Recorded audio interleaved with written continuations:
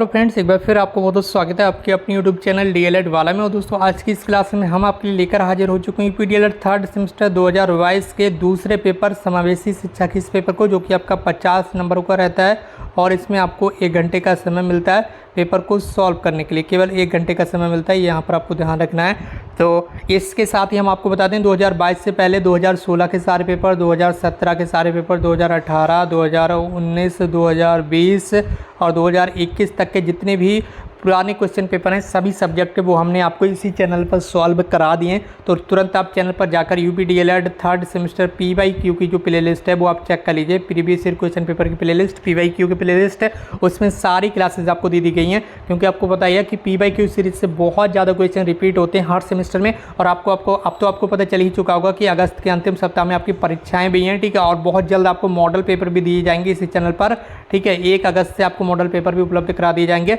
तो तुरंत आप लोग चैनल को सब्सक्राइब करके जुड़ जाइए और जितने भी नए भाई बहन हैं इस वीडियो को शेयर जरूर करें अपने फ्रेंड्स के साथ, ताकि और भी भाई बहन हमारे साथ यहाँ पर जुड़ सकें।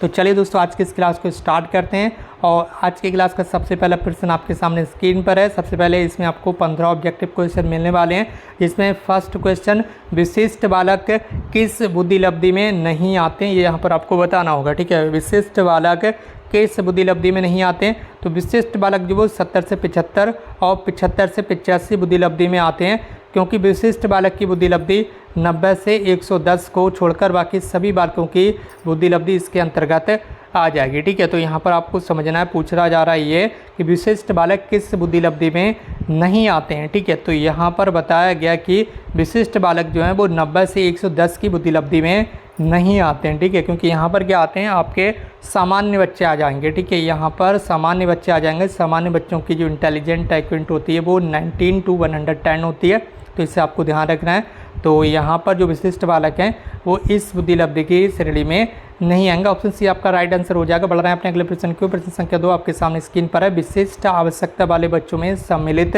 नहीं है। यहाँ पर आपको हमेशा ध्यान रखना है, जो चीज़ यहाँ पर पूछी जा रही है उसी के अकॉर्डिंग आंसर करना है। यहाँ पर नेगेटिव है तो आपको नेगेटिव ही आंसर चूज़ करना है। विशिष्ट आवश्यकता वाले बच्चों में सम्मिलित नहीं है। क्या चीज़ सम्मिलित नहीं है? सामान्य बालक, ये विशिष्ट आवश्यकता वाले बच्चों में सम्मिलित नहीं होंगे। जबकि आपका दिव्यांग बालक हो गया या फिर तीव्र बुद्धि वाले बालक हो गया, ये सारे क्या होगा, यहाँ पर विशिष्ट आवश्यकता वाले बच्चों में सम्मिलित किया जाएगा। जबकि सामान्य बालकों को आप विशिष्ट आवश्यकता वाले बच्चों में सम्मिलित नहीं कर सकते। ऑप्शन ए आपका राइट हो जाएगा।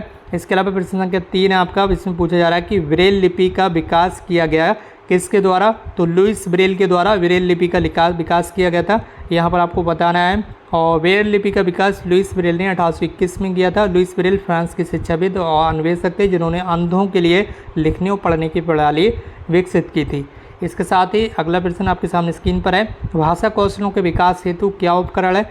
क्या कंप्यूटर उपकरण है, क्या दृश्य श्रव्य सामग्री या फिर भाषा प्रयोगशाला? तो भाषा कौशलों के विकास के लिए ये सभी चीज़ें उपयुक्त होती हैं, ठीक है। तो यहाँ पर ऑप्शन डी आपका राइट आंसर हो जाएगा। इन सारे उपकरणों की आवश्यकता होती है, चाहे कंप्यूटर हो गया, चाहे दृश्य श्रव्य सामग्री हो गया, फिर भाषा प्रयोगशाला हो गया। भाषा कौशलों के विकास के लिए सारी चीज़ें इंपॉर्टेंट है। प्रश्न संख्या 5 आपके सामने स्क्रीन पर है। भारतीय पुनर्वास परिषद की स्थापना कब हुई थी? तो भारतीय पुनर्वास परिषद की जो स्थापना है 1992 में हुई थी। ये यहाँ पर आपको ध्यान रखना है। ऑप्शन डी आपका राइट आंसर हो जाएगा। बढ़ रहे हैं अपने अगले प्रश्न की ओर। प्रश्न संख्या 6 है।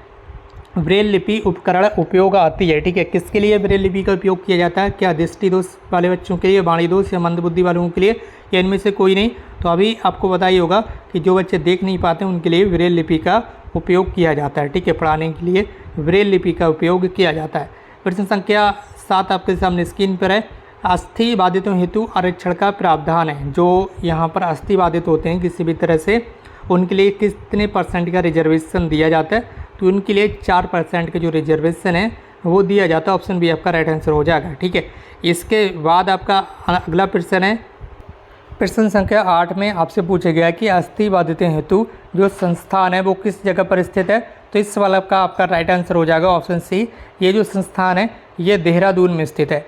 प्रश्न संख्या 9 आपके सामने स्क्रीन पर आने जा रहा है, आप यहाँ पर आंसर करेंगे। और प्रश्न संख्या 9 में आपसे पूछा गया कि विशिष्ट कक्ष शिक्षा के अंतर्गत कौन आता है? विशिष्ट शिक्षा के अंतर्गत कौन आता है? क्या विकलांगता, क्या रोगग्रस्तता, क्या अक्षमता, उपरोक्त सभी। तो इसके अंतर्गत सभी आ जाते हैं, ठीक है। विशिष्ट शिक्षा के अंतर्गत सभी तरह के बच्चे आ जाते हैं, चाहे वो विकलांग हो या रोगग्रस्त हो या अक्षमता हो, ठीक है, किस तरह से अक्षम हो, ये सभी बच्चे किस तरह से आ जाएंगे, विशिष्ट शिक्षा के अंतर्गत आ जाएंगे। तो ऑप्शन डी आपका राइट आंसर हो जाएगा। प्रश्न संख्या 10 है, परामर्श और निर्देशन देने वाली संस्था मनोविज्ञानशाला उत्तर प्रदेश में किस जगह स्थित है। तो ये उत्तर प्रदेश के इलाहाबाद जिले में स्थित है, ठीक है, जगह पर जिसे वर्तमान में प्रयागराज के नाम से भी जाना जाता है। आपको ध्यान रखना, वर्तमान समय में इसे प्रयागराज के नाम से जाना जाता है, लेकिन ये आपका इलाहाबाद में स्थित है। और 1947 में परामर्श और निर्देशन देने वाली संस्था मनोविज्ञानशाला उत्तर प्रदेश के इलाहाबाद यानी कि प्रयागराज में स्थापित कर दी गई है आपके लिए। प्रश्न संख्या 11 है, निर्देशन और परामर्श द्वारा बनाया जा सकता है, क्या बनाया जा सकता है, क्या बनने योग्य, क्या ना करने योग्य, और वह दोनों, इनमें से कोई नहीं। तो निर्देशन और परामर्श के द्वारा बताया जा सकता है ये सभी कि क्या बनने योग्य और क्या ना करने योग्य। यहाँ पर होगा क्या करने योग्य, ठीक है, क्या करने योग्य है, ठीक है, यहाँ पर होगा आपका क्या करने योग्य।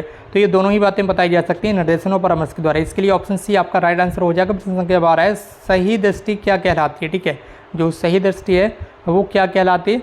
तो ये हो जाएगा आपका ऑप्शन ए 6/6, ठीक है, 6/6 सही दृष्टि कहलाती है। 6/6 का मतलब आपके दोनों नेत्रों की देखने की क्षमता सामान्य यानी कि नॉर्मल है। प्रश्न संख्या 13 आपका, प्रतिभाशाली बालकों की शिक्षा में क्या आवश्यक है।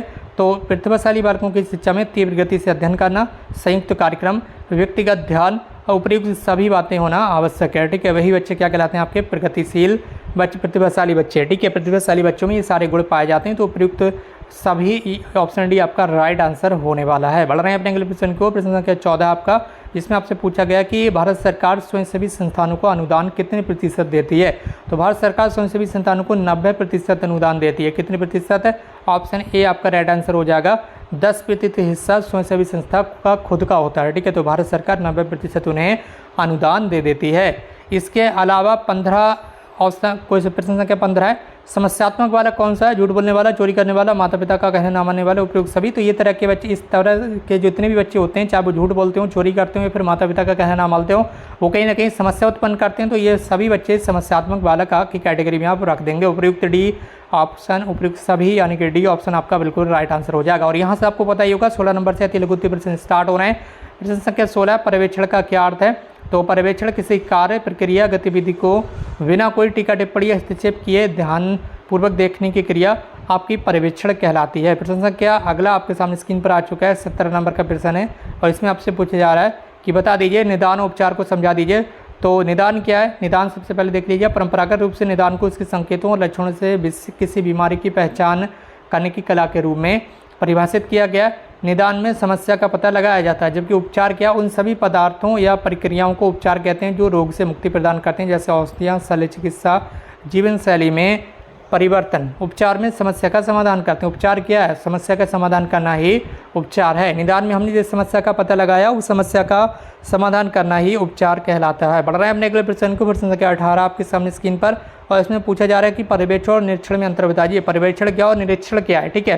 तो एक तरफ है आपका पर्यवेक्षण, दूसरी तरफ का आपका निरीक्षण। इसमें देखेंगे कि पर्यवेक्षण और निरीक्षण में क्या डिफरेंस है। पर्यवेक्षण अनौपचारिक है, इसकी मांग उत्पन्न होती है। पर्यवेक्षण क्या है, ये अनौपचारिक है, ठीक है, इनफॉर्मल है, इसकी मांग उत्पन्न की जाती है। जबकि निरीक्षण क्या है, ये एक औपचारिक है और ये अस्वाभाविक है, ठीक है। निरीक्षण क्या है, ये एक औपचारिक है यानी कि फॉर्मल है और इसकी यहाँ पर कोई मांग नहीं होती। ये अस्वाभाविक है, किसी भी समय किया जा सकता है। निरीक्षण किसी भी समय किया जा सकता है, ठीक है, ये आपको ध्यान रखना है। इसके बाद पर्यवेक्षण क्या है, पर्यवेक्षण का क्षेत्र व्यापक होता है, बहुत बड़े क्षेत्र में पर्यवेक्षण किया जाता है। निरीक्षण का स्वरूप अत्यंत सीमित होता है, बहुत छोटे क्षेत्र में निरीक्षण किया जाता है। फिर ऑप्शन यहाँ 3 है, तीसरा पॉइंट आपका, पर्यवेक्षण का उद्देश्य सूचना को समुचित देना है, ठीक है। निरीक्षण का उद्देश्य सूचना प्राप्त करना है, ठीक है। निरीक्षण क्या है, सूचना प्राप्त करना है, ठीक है। प्रश्न संख्या 19 आपका अगला प्रश्न, मनोविज्ञानशाला उत्तर प्रदेश कब और कहाँ स्थापित की गई। ये प्रश्न दोबारा से रिपीट हुआ है, जबकि ऑब्जेक्टिव में ही ये क्वेश्चन आया हुआ है। ये प्रयागराज में स्थापित की गई है 19 जुलाई 1947 में, ठीक है।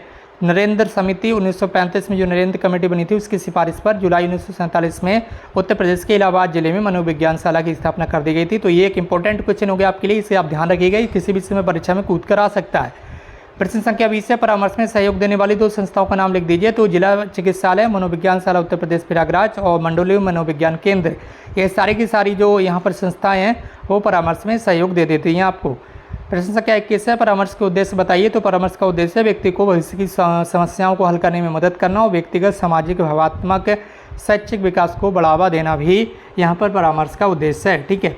इसी के साथ बढ़ रहे हैं अपने अगले प्रश्न की ओर और प्रश्न संख्या आपका 22 आपके सामने स्क्रीन पर आ चुका है, जिसमें आपसे पूछा जा रहा है कि शिक्षण और निर्देशन में अंतर बता दीजिए। ठीक है, तो शिक्षण और निर्देशन में क्या अंतर है आप देख लेंगे। यहाँ पर शिक्षण और निर्देशन में अंतर, शिक्षण अनौपचारिक प्रक्रिया है, जबकि निर्देशन एक आजीवन चलने वाली प्रक्रिया है। और इसके अलावा पॉइंट 2 यहाँ बताया गया कि शिक्षण के लिए एक शिक्षक का पूर्ण शिक्षित होना अनिवार्य होता है, जबकि निर्देशन भी के लिए एक शिक्षक का पूर्व शिक्षित होना अनिवार्य नहीं है। ऑप्शन यहाँ पर 3 है। पॉइंट नंबर 3, शिक्षण के लिए निश्चित पाठ्यक्रम का होना आवश्यक है, जबकि निर्देशन पाठ्यक्रम के चयन से संबंधित समस्याओं के समाधान में सहायक होता है। इसके अलावा यहाँ पर आपका अगला प्रश्न है, प्रश्न संख्या 23 आपके सामने स्क्रीन पर आ चुका है। विशिष्ट बालक किन्हें कहा जाता है यहाँ पर आपको बताना है। तो क्रो एवं क्रो के अनुसार वह बालक जो मानसिक, शारीरिक, सामाजिक और संवेगात्मक आदि विशेषताओं में औसत विशिष्ट हों और ये विशिष्टता इस स्तर की हो कि उसे अपनी विकास क्षमता की उच्चतम सीमा तक पहुंचने के लिए विशेष प्रशिक्षण की आवश्यकता हो, विशिष्ट बालक कहलाते हैं। प्रश्न संख्या 24 से शारीरिक विकलांग बालक कौन होते हैं? जो व्यक्ति या बालक शारीरिक मानसिक रूप से सामान्य गतिविधियां करने में सक्षम नहीं होते हैं, जैसे किसी के हाथ में कोई प्रॉब्लम है, पैर में प्रॉब्लम है या आँख में कोई प्रॉब्लम है, या वह किसी कष्ट या बाधा का अनुभव उत्पन्न करते हैं, जो भी कष्ट हो रहा है उन्हें चलने फिरने में, कार्य करने में, तो वे बालक विकलांग कहला देते हैं। उस बालक का कोई अंग कमजोर है, विक्षिप्त होता है, तो ऐसे बच्चे विकलांग बालक का आप कह सकते हैं। ठीक है, शारीरिक विकलांगता होती है। पिछड़ापन मापने की इकाई क्या होती है? तो यहाँ पर आपको बताना होगा, पिछड़ापन मापने की इकाई बुद्धिलब्धि होती है। ठीक है, क्या होती है? बुद्धिलब्धि होती है। बुद्धिलब्धि का जो सूत्र होता है वो होता है मानसिक आयु बटे वास्तविक आयु इंटू 100। ठीक है, ये यहाँ पर जो प्रश्न है वो बार बार आपके लिए आता है। ठीक है, और यहाँ पर ध्यान रखना, ये तो आपको फर्स्ट सेमेस्टर से ही पढ़ाया जा रहा है, तो आपको ध्यान ही होगा, याद कर लिया होगा आपने। प्रश्न संख्या 26 है, अपंगता के 2 कारण बताइए। अपंगता के 2 प्रमुख कारण हैं, ये तो जन्मजात हो सकती है या फिर अगर आपको कोई दुर्घटना हो जाती है तब ये हो सकती है किसी भी तरह की अपंगता। ठीक है, आपको पता ही होगा। प्रश्न संख्या 27 समावेशी शिक्षा का सूक्ष्म आशय क्या है? समावेशी शिक्षा का सूक्ष्म आशय सार्वभौमिकता से है। समावेशी शिक्षा ऐसी शिक्षा है जिसके अंतर्गत शारीरिक रूप से बाधित बालक और सामान्य बालक साथ साथ सामान्य कक्षा में शिक्षा ग्रहण करते हैं। ठीक है, समावेशी शिक्षा के अंतर्गत सभी बच्चों को एक साथ शिक्षा दी जाती है, चाहे वो सामान्य बच्चा हो या विशिष्ट बच्चा हो या फिर किसी भी तरह से विकलांग बच्चा हो। ठीक है, सभी बच्चों को एक साथ शिक्षा देना ही समावेशी शिक्षा कहलाता है। शैक्षिक लब्धि का सूत्र लिख दीजिए। तो शैक्षिक लब्धि विद्यार्थी की आयु के अनुरूप सभी विषयों में उसकी उपलब्धि का औसत है, अर्थात शैक्षिक दृष्टि से बालक के विद्यार्थी के अर्जन को ही शैक्षिक लब्धि कहते हैं। शैक्षिक लब्धि बराबर होता है शैक्षिक आयु बटे वास्तविक आयु इंटू 100। ठीक है, ये शैक्षिक लब्धि का आपका सूत्र आपको ध्यान रखना है। ये वाला सूत्र भी परीक्षा में पूछा जा सकता है। सिरबड़ विकृति क्या है? सिरबड़ बाधित से पीड़ित व्यक्ति को सुनने में परेशानी या बहरापन हो सकता है। यदि कोई व्यक्ति कुछ नहीं सुन सकता है तो वह बहरेपन से पीड़ित हो सकता है। इसे ही क्या कहते हैं आप?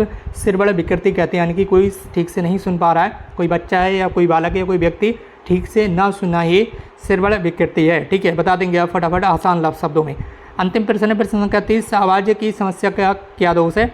आवाज़ की समस्या वह होती है जब कोई व्यक्ति बोलते समय हिचकिचाता है, बोलते समय तुतलाता है, बोलते समय शब्दों का ठीक से उच्चारण नहीं कर पाता है, तो उसे आवाज़ की समस्या का दोष कह देते हैं। तो इस तरह से आपके ये सारे क्वेश्चन समाप्त हुए। इसके अलावा जो लघु उत्तरीय प्रश्न है वो उसके लिए आपको अलग से क्लास दी जाएगी, इसीलिए आपसे बोल रहे हैं कि इस चैनल को सब्सक्राइब करके बेल आइकन को प्रेस कर लीजिए और यहाँ पर जितने भी नए भाई बहन हैं तुरंत चैनल को सब्सक्राइब करके हमसे जुड़ जाइए, क्योंकि 1 अगस्त से आपको मॉडल पेपर दिए जाएंगे जो कि आपकी परीक्षा के लिए बहुत ज़्यादा इंपॉर्टेंट हो गए। बाकी दोस्तों आज की इस क्लास को यहीं पर समाप्त करते हैं।